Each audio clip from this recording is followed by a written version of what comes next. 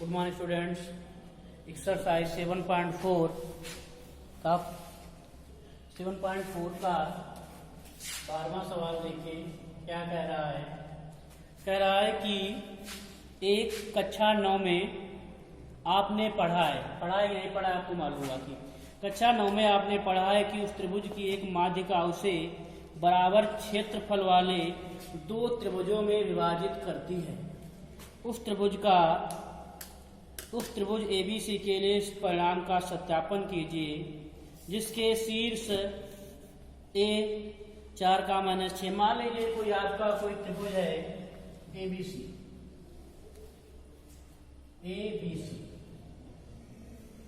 ABC होता है तो आप भुजा इस पे क्या डालते हैं, ये जो आपकी क्या होती है माध्यिका, तो जो माध्यिका होती है AD भुजा BC को दो बराबर भागों में बांटती है। मतलब क्या BD बराबर क्या होता है DC, आपको पता है, कक्षा 9 में आपने पढ़ा होगा। ठीक, अब देखो आपको शीर्षों के निर्देशांक दिए हैं। A के निर्देशांक दिए हैं 4, -6 दिए, और B के दिए हैं 3, -2 D के निर्देशांक पता नहीं, C के निर्देशांक 5, 2 है। तो आपको ये सिद्ध करना है कि जो त्रिभुज ABC है उसका क्षेत्रफल त्रिभुज ADB और त्रिभुज ADC के क्षेत्रफल के योग के बराबर होना चाहिए।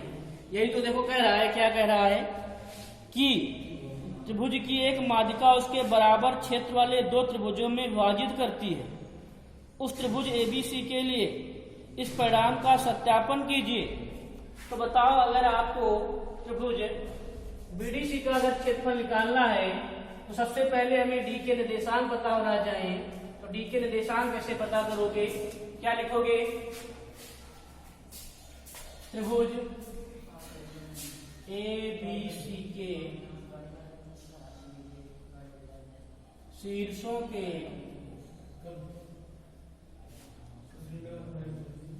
निर्देशांक, बताओ निर्देशांक क्या है। A के निर्देशांक क्या बताओ भैया, 4, -6 है।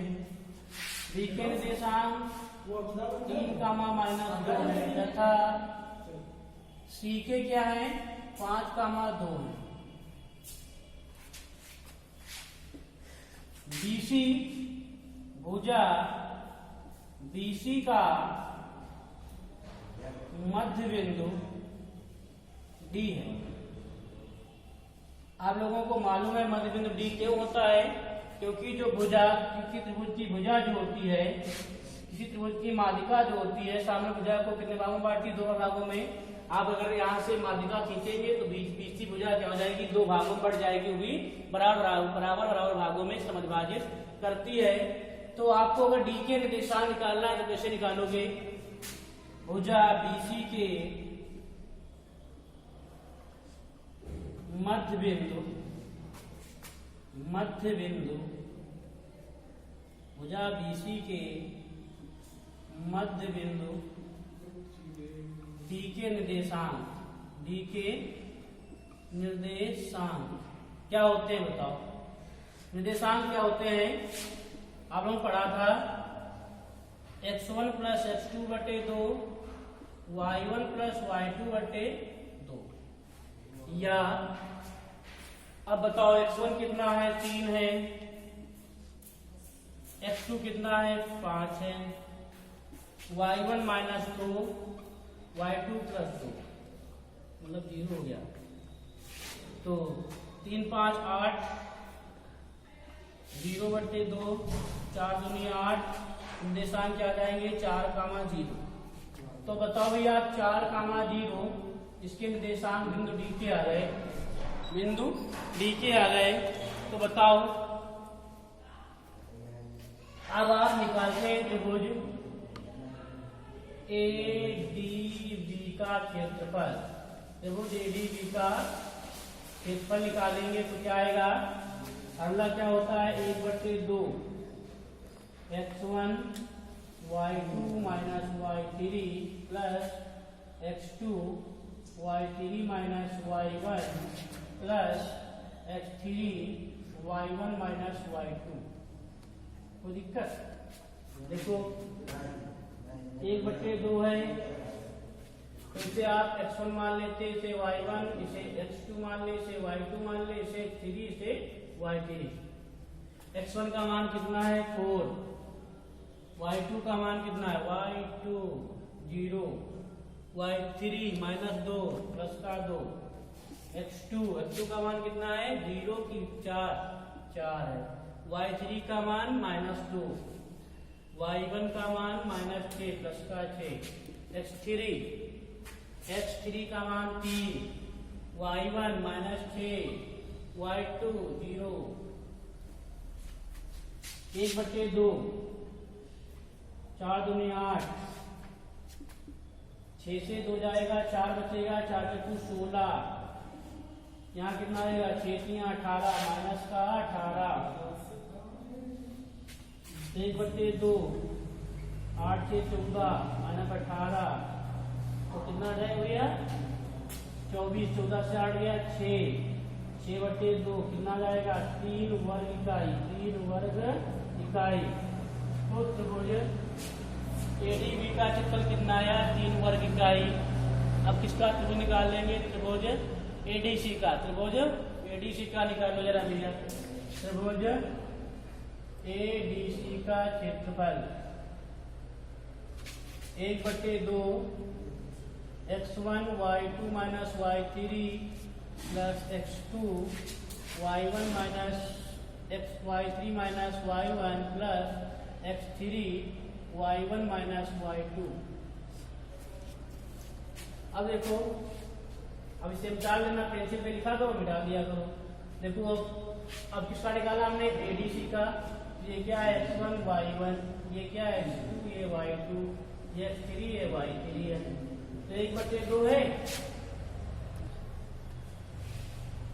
तो x1 बताओ भैया, x1 कितना है 4 है, y2 2, y3 0, x2 का मान कितना है 5, y3 का मान 0, y1 का मान -6 तो प्लस का 6, x3 4, y1 -6, y2 2, कितना जाएगा 1/2, 4 दूनी 8, 5 छक्का 30, ये कितना जाएगा 6 2 8, माइनस का 8, 8 × 2 32, माइनस का 32, तो यहाँ कितना जाएगा 1/2, तो यहाँ आपको आ जाएगा 8 - 2, तो कितना जाएगा 8 से 6 जाएगा 2/2, तो कितना जाएगा 3 वर्ग इकाई। क्षेत्रफल का मात्रक लेना। देखो आपको यहाँ से भी पता हो गया कि जो इनके बराबर भाग आ रहे हैं कितने कितने आ रहे हैं, इनका क्षेत्रफल कितना भी होते तो आया 3 3 आया।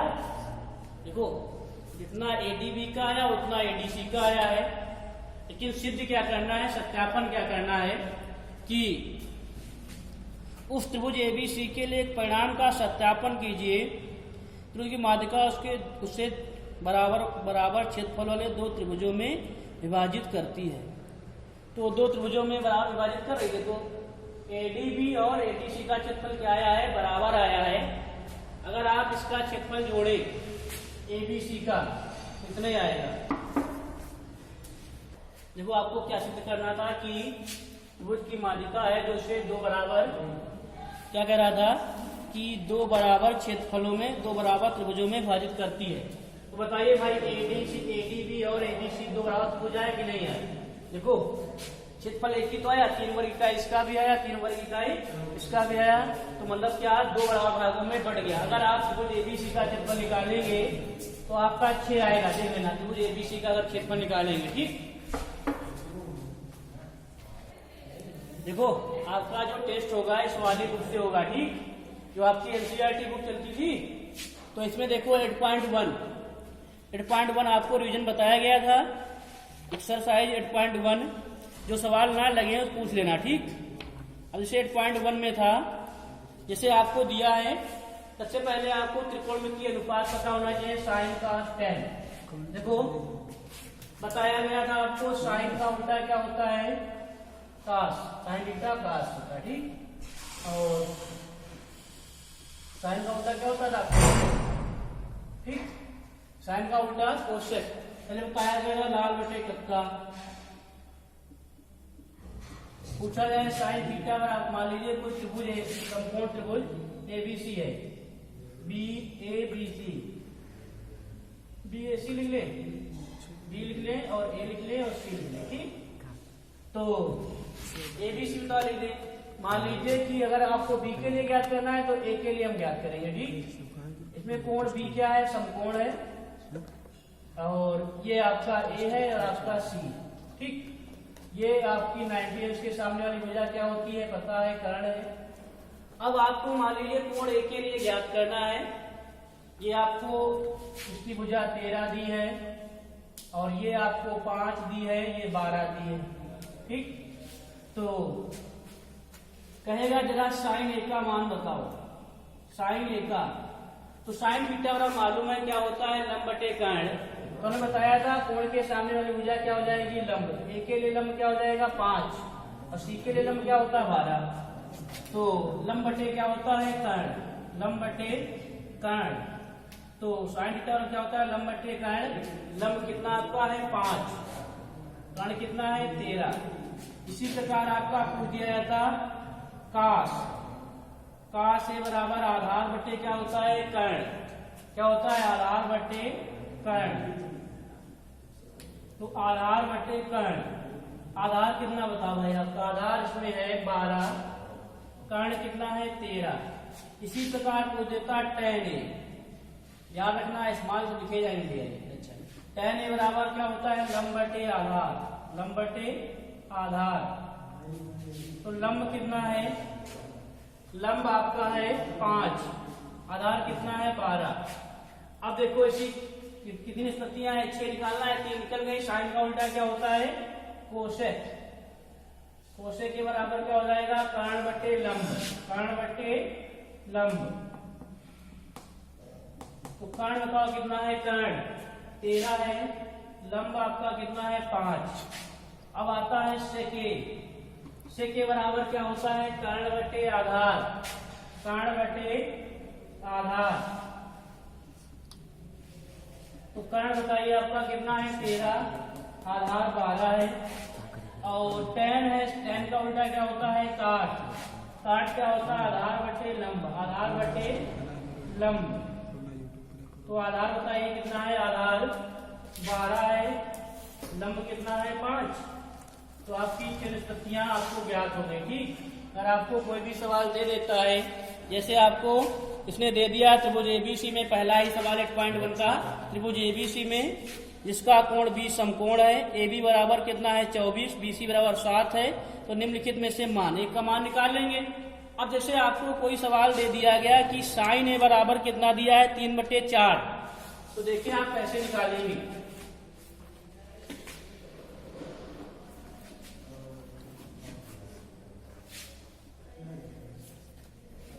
कह रहा है कि यदि साइन ए बराबर,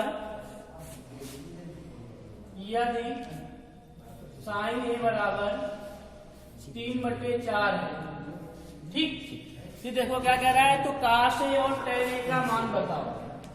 तो काश ए और tan ए का मान बताओ कह रहा है।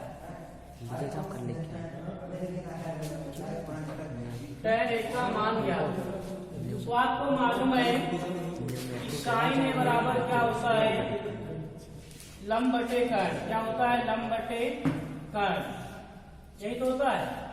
तो इसके साथ में लंब आपका कितना हो गया 3, कर्ण कितना हो गया 4, 3x 4x हो जाएगा। तो आपको लंब मालूम है, कर्ण मालूम है, तो आप लोगों को मालूम है कि समकोण त्रिभुज के लिए होता है। तो लंब आप यहाँ मान लेते हैं b और c। तो लंब कितना है 3x है, ए के लिए लंब इतने तो हो जाएगा। कर्ण कितना है 4x। आपको आधार निकालना है, क्या लिखोगे, समकोण त्रिभुज, समकोण त्रिभुज एबीसी में पाइथागोरस प्रमेय से पाइथागोरस प्रमेय से, तो पाइथागोरस प्रमेय क्या होती है? कर्ण का स्क्वायर और लंब का स्क्वायर प्लस आधार का स्क्वायर। कर्ण का स्क्वायर बराबर लंब का स्क्वायर प्लस आधार का स्क्वायर। तो आपका कर्ण कितना है? 4x, तो 4x का स्क्वायर। लंब कितना आपका है? 3x। आधार आपको मालूम नहीं, ए भी है मालूम है, लेकिन या आपका माना गया। तो 4x स्क्वायर ये है और 4x का होल स्क्वायर बनेगा, ठीक भैया, 3x का होल स्क्वायर। तो 4x का होल स्क्वायर कितना होता है? 16x square. और 3x स्क्वायर का होल स्क्वायर कितना हो जाएगा? 9 स्क्वायर। तो इधर लाओगे तो कितना आ जाएगा? 9x square. और आपका ये क्या जाएगा? A B.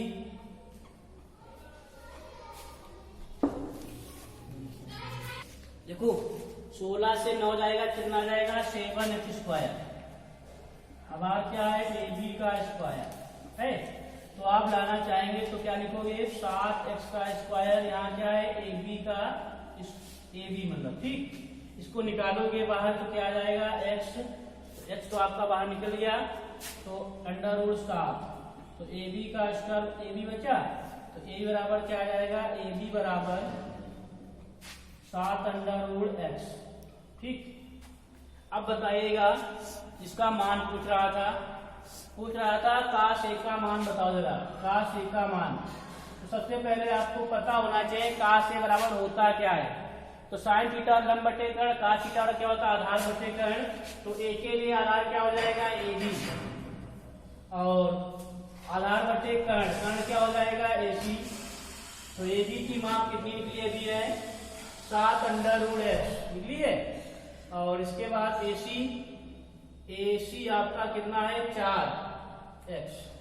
√x लगा दिया, क्योंकि √x किस पर होना चाहिए? 7 पर। x 7 है, ठीक भैया। तो आपका x तो कट ही जाएगा, तो कितना बचेगा? √7/4। देखो तो cos से बराबर मान क्या आ जाएगा? cos का मान √7/4। याद रखना कि ये प्लस माइनस में तो आता है, लेकिन आपको मालूम है भुजा जो है कभी भी ऋणात्मक नहीं होती है, तो इसीलिए प्लस वाला चिन्ह ले लिया जाता है, माइनस वाला हटा दिया जाता है, ठीक। अब बताओ tan ए बराबर क्या होता है? लंब बटे आधार। लंब क्या है? लंब tan ए के लिए लंब है BC और आधार क्या है? AB। तो BC की माप आपकी हो 3x, AB की माप अभी निकाली हमने है √7x। तो कितना जाएगा? 3√7। देखो याद रखना, सवाल नंबर 2, 3, 4, 5, 6 बढ़िया सवाल है ना, जरा देख जरूर लेना, ठीक। आपको दिया है यदि, चौथा सवाल देखिए, कह रहा है यदि 15 काट ए बराबर 8। चौथा सवाल कह रहा है यदि 15 काट ए बराबर 8 तो साइन ए और सेक ए का मान ज्ञात कीजिए। तो आपको क्या दिया है? 15 काट ए बराबर 8 दिया है। तो इसको अगर आप लिखा जाए तो कितना लिखोगे?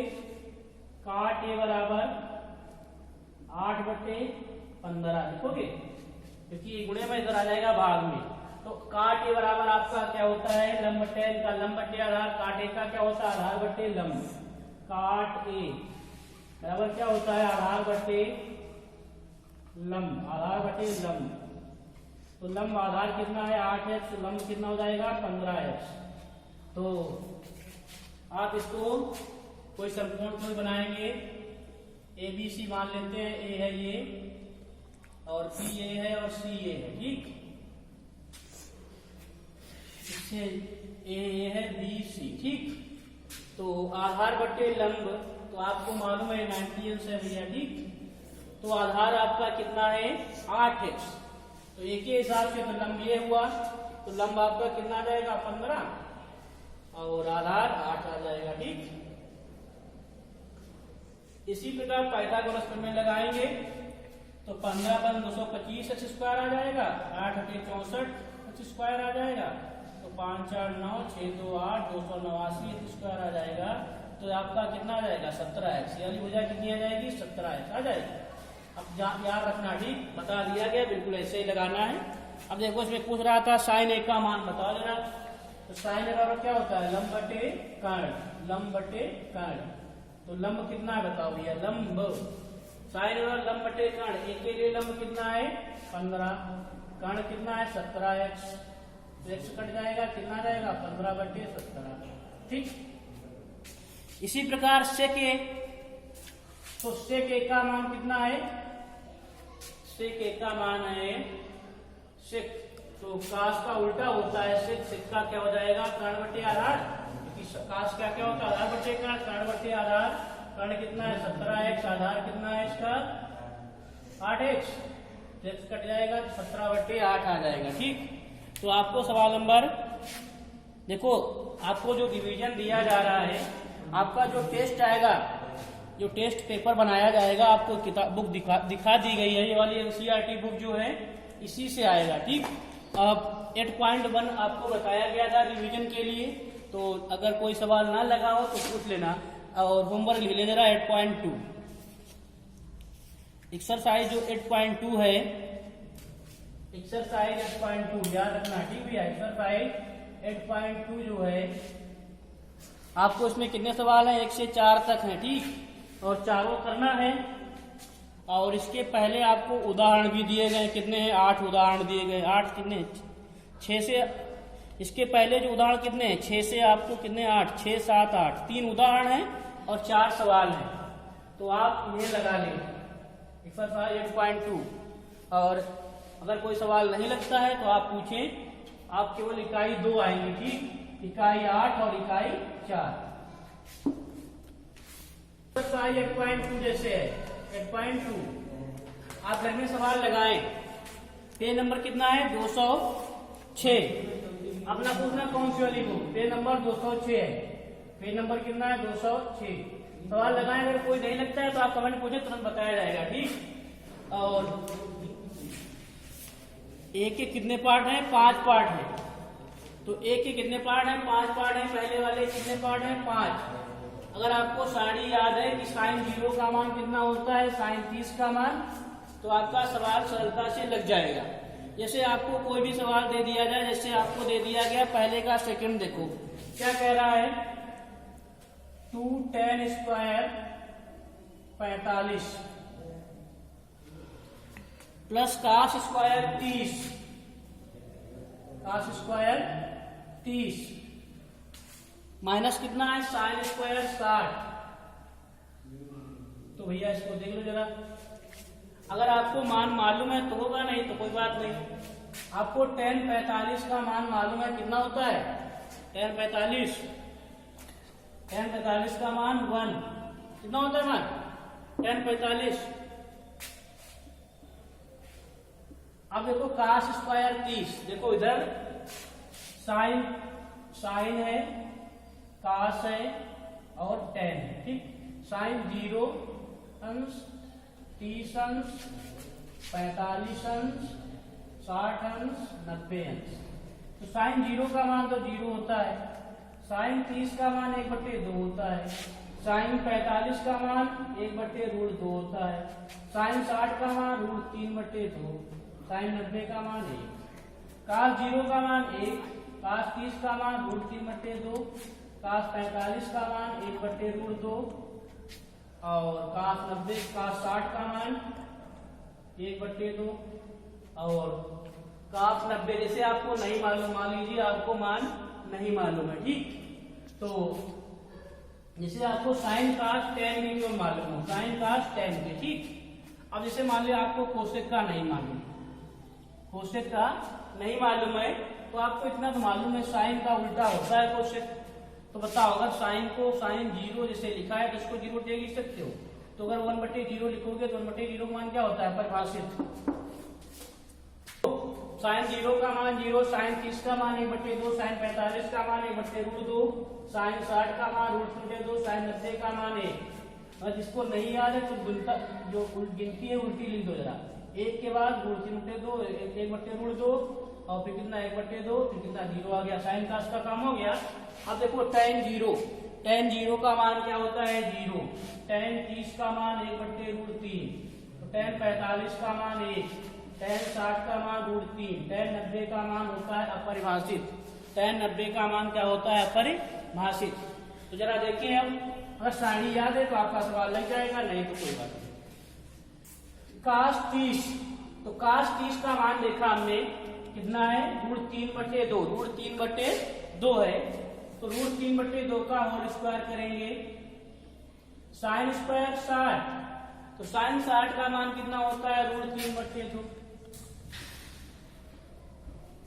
तो आप 2, 1 का स्क्वायर करेंगे तो 1, √3 का स्क्वायर 3, 2 का स्क्वायर 4, क्योंकि भाई √3 दो बार लिखो, आपको बताया गया है कि अगर रूट में कोई दो वही सेम संख्या लिखी तो उसको एक बार हटा दो उसके ऊपर, नहीं तो आता कहाँ से है 3 की घात 1/2, 3 की घात 1/2, गुणे भागे जुड़ती है 1/2 + 1/2, 3 की घात 1 आ जाए। ठीक, अब देखो माइनस लिखा है √3 का स्क्वायर 3, 2 का स्क्वायर 4, तो इसका स्क्वायर माइनस का कट गया तो 2 आ गया, तो इसका आंसर आपका कितना आ गया 2।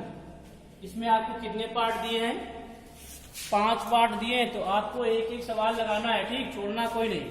अब देखो सही विकल्प चुनिए और अपने विकल्प का औचित्य दीजिए।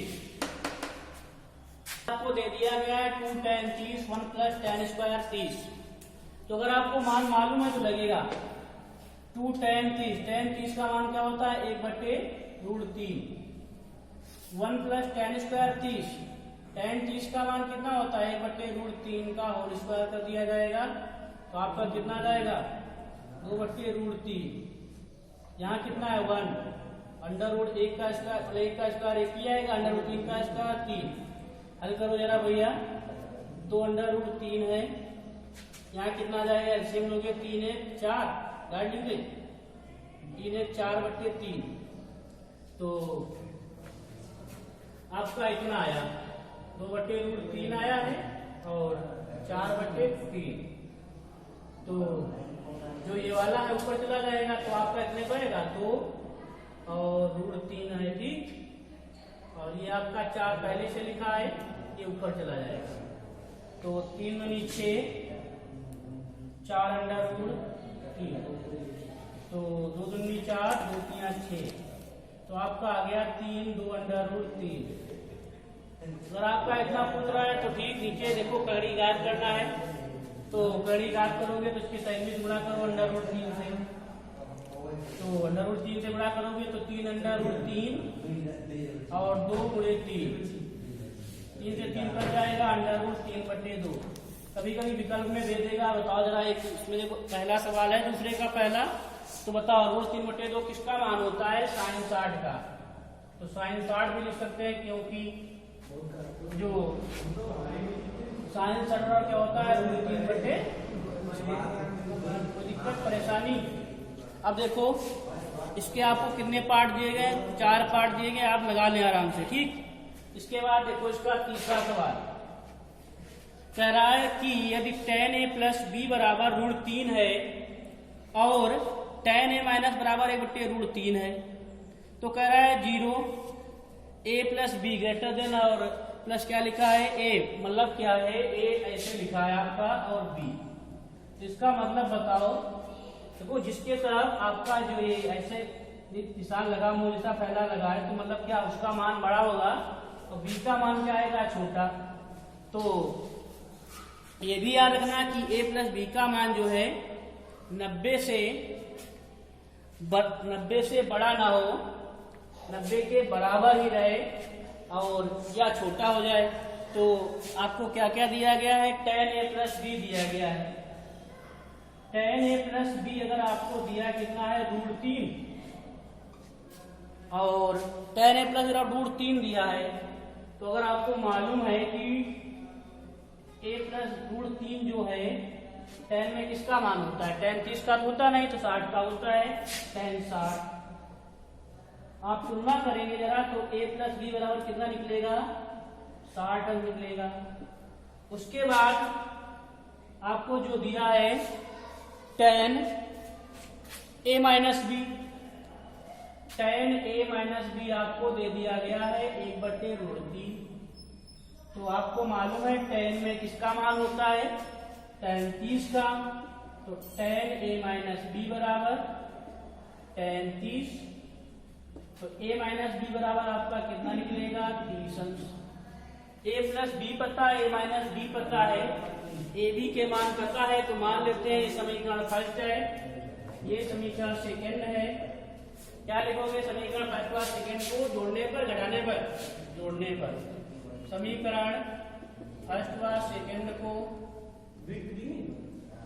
जोड़ने पर, जोड़ने पर तो a प्लस बी बराबर आपका कितना आया था, 60। a माइनस बी कितना आया भैया, 30। जरा जोड़ो भैया, जोड़ा है तो b बराबर कितना आएगा, 90।